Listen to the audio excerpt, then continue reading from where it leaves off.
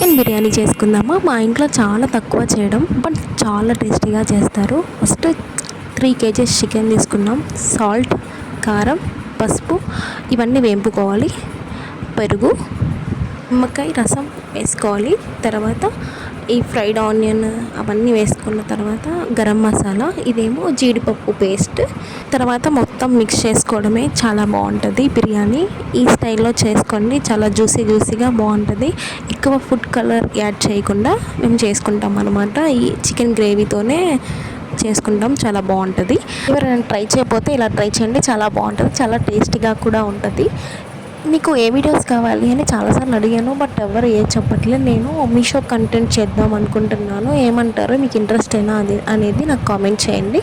నేను ఇప్పటి నుంచి మీషో కంటెంట్ చేద్దాం అనుకుంటున్నాను. ఓకేనా? మీకు ఈ వీడియో నచ్చితే ప్లీజ్ సబ్స్క్రైబ్ చేసి చూడండి, ఒక చిన్న లైక్ ఇవ్వండి. ఎలా ఉందనేది కామెంట్ చేయండి.